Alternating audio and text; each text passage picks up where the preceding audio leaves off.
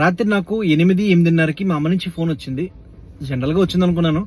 Phone చేస్తే నాన్నకి సీరియస్గా ఉంది, మోషన్స్ అండ్ వామిటింగ్స్ అవుతున్నాయి, దాంతోపాటు ఫుల్ ఫీవర్ ఉందని చెప్పింది. అప్పటిదాకా వాళ్ళు నా దగ్గరే ఉన్నారు. తాడేపల్లిగూడెం నుంచి వాళ్ళు విజయవాడ వచ్చి నా దగ్గరే ఉన్నారు.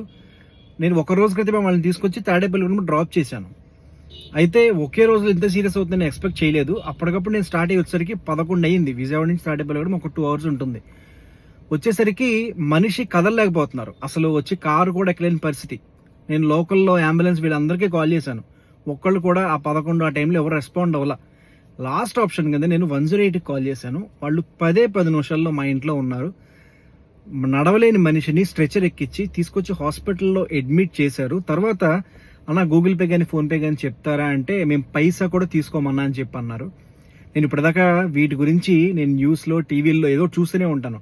అంటే సకాలంలో స్పందించరు వీళ్ళు, గవర్నమెంట్ సర్వీస్ కదా ఎలా ఉంటుంది అనుకున్నాను. కానీ లైఫ్లో ఫస్ట్ టైం నేను అంబులెన్స్ యొక్క గొప్పతనాన్ని, 108 యొక్క గొప్పతనాన్ని నేను తెలుసుకున్నాను. నిజంగా ఏపీ గవర్నమెంట్కి నేను థ్యాంక్స్ చెప్పుకోవాలి. ఇంత మంచి సర్వీస్ అందిస్తున్నారు, అది కూడా టైమ్లీ సర్వీస్ అనమాట. ఏమో వేరే విషయాల్లో అది నాకు నిజమో కాదు తెలియదు, కానీ నా విషయంలో మాత్రం నేను ఏపీ గవర్నమెంట్కి మాత్రం రుణపడి ఉంటాను. ఎందుకంటే ఆ టైం కనుక నేను హాస్పిటల్ తీసుకురాకపోయి ఉంటే కనుక మా నాన్నకు ఖచ్చితంగా హార్ట్ అటాక్ వచ్చేది. ఎందుకంటే ఆయన ఫీవర్ వస్తే హార్ట్ అటాక్ వస్తుంది, ఆయనకు తెలియదు ఏం జరుగుతుందో. మనిషిని కదలకుండా అలా తీసుకొచ్చి ఇలా హాస్పిటల్ అడ్మిట్ చేశారు. ఈరోజు ఆయన ప్రాణాలతో ఉన్నారంటే దానికి కారణం 108 అండ్ ఏపీ గవర్నమెంట్ మాత్రమే. Thank you AP government and 108 వాళ్ళకు కూడా.